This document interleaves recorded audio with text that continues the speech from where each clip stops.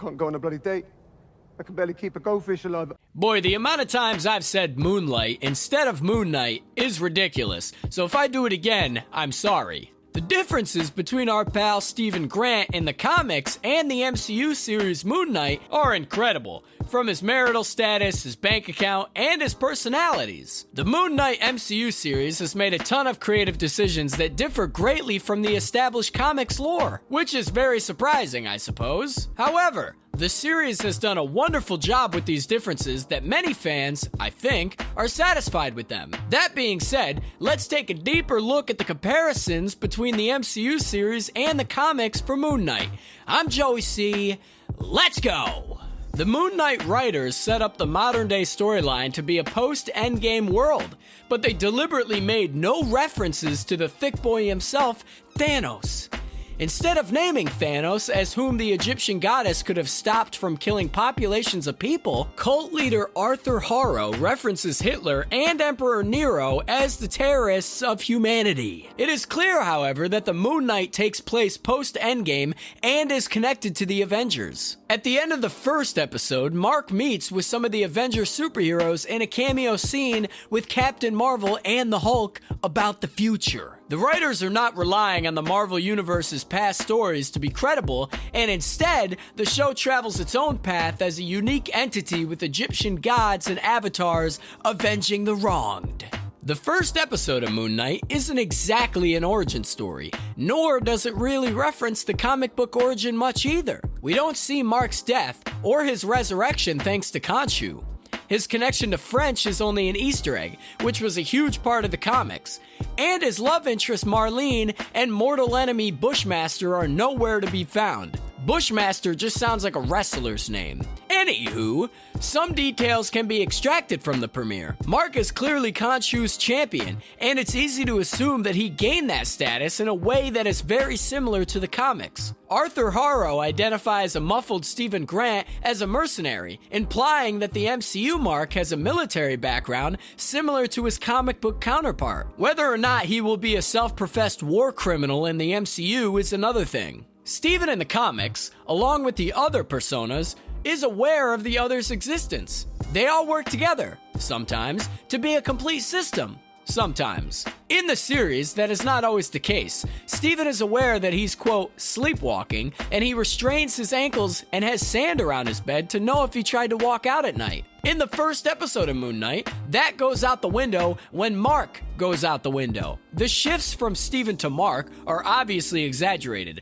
but from how freaked out Stephen is after these blackouts, it's obvious that he has no idea about his identity disorder in the MCU series. Seeing Moon Knight in action is saved for the final moments of the first episode. He mauls a monstrous jackal that tore a locked door off its hinges just as the Moon Knight gained control of the body he shares with the other sides. Moon Knight viciously beats the jackal in a one-sided fight. While it's not completely spelled out yet, it looks like he has the supernaturally enhanced strength that comes with being the first of the Khonshu in the comics. Whether that will be tied to actual phases of the moon like in the comics is unclear.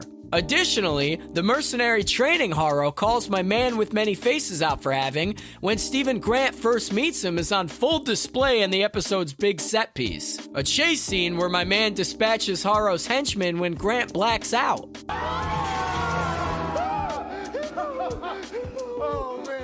Viewers only get a brief glimpse of Moon Knight's costume at the end of the episode. That sight, however, shows that the MCU version of Moon Knight's costume is similar enough to the way he's been portrayed in the comics without being a reproduction of a specific costume. Beyond having a mind of its own, the MCU Moon Knight costume has some regal flourishes that his comic book look usually lacks. He also looks more mummified, for lack of a better word.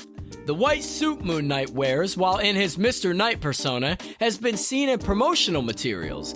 It doesn't, however, make an appearance in the premiere though. Introduced by writer Warren Ellis in Secret Avengers, and used mostly during his Moon Knight run with artist Declan Shalvey, where Mr. Knight is a consulting detective and not a superhero. In the mainline Moon Knight comics, all his personas are American. While Mark Spector is, as Stephen puts it, the quote, crazy American man inside him, Stephen himself is very British. his usual dialogue is filled to the brim with British slang. Many fans find his accent endearing, and there has been some debate on whether it's good or not. A possible explanation could be the fact that Steven is, after all, an identity born from Mark's idea of what a British guy is like. So it's going to be a bit more eccentric than the average real-life British person. In the comics, Stephen Grant was by no means an idiot.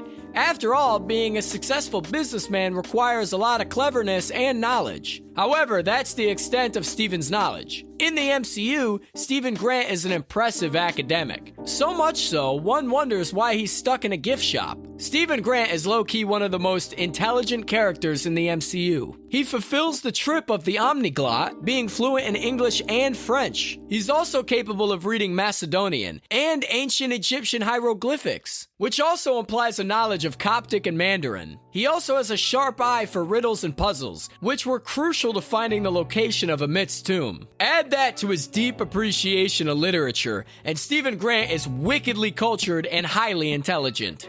Layla Alfioli is a mystery woman that we learn later is Mark's estranged wife, who never appears in the comic books. Layla is played by the wonderful May Kalamawi, who is an Egyptian archaeologist who is initially unaware of Mark's identity disorder until the second episode. Layla is a strong woman in her own right by standing up to Steven, who constantly refuses to change back to his other face Mark so he can use his lunar superpowers to defeat his enemies. In the original comics, Moon Knight's love interest is Marlene, like we discussed before, whose father was an archaeologist who discovered the tomb that Mark supposedly died in. Layla is a refreshing spouse because she is not the typical wife waiting for her man to save her. Instead, she kicks the asses of the bad guys helping Steven, who is also Mark. Are you confused yet? She usually shows up out of nowhere, just in time to help her husbands escape another predicament. Having a strong female independent character encourages all the young female viewers who dream of having a wonderful career in kicking butt. The first difference that Moon Knight comic fans will notice is Stephen Grant's wealth, namely, the lack of it. He has a huge apartment as well as tons of books, but none of these are indicative of the wealth of Stephen Grant has in the comics. In the comics, Stephen Grant is akin to Bruce Wayne. In the comics, Stephen Grant is the personality that funds all of Moon Knight's ventures. While Mark Spector had all the artifacts he stole, his past as a mercenary meant he could not sell them safely. Thus, the Stephen Grant persona handles all of that instead. In contrast, the MCU's Stephen Grant works in a gift shop. Once again, like we discussed before. Let's dive a bit deeper into the aspect of Mr. Knight. Perhaps the biggest change from the comics to Stephen Grant is tying him directly to the Mr. Knight persona.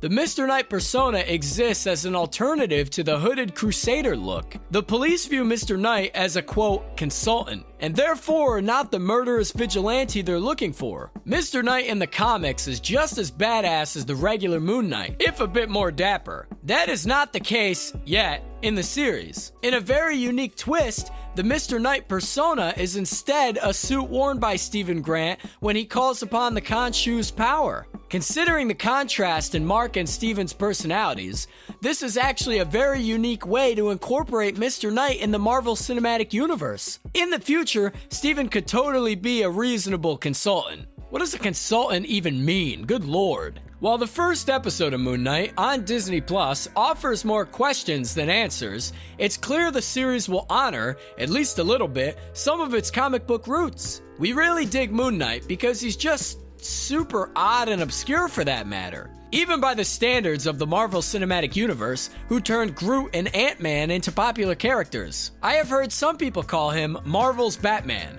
but at least Bruce Wayne and Batman are two normal-ish guys. My man here is out of his mind crazy. Despite Moon Knight's enigmatic status among many fans, not deeply versed in Marvel lore, it's natural to wonder how accurate his live-action debut is to the character's roots, and it's just enough to salt our potatoes. I have no idea what that means. It just came out of my mouth, and I'm sorry. It wasn't even in the script. So we hope you enjoyed this ride. We hope learning a little bit of backstory about our pal with many faces has enhanced your viewing pleasure of Moon Knight, now streaming on Disney Plus.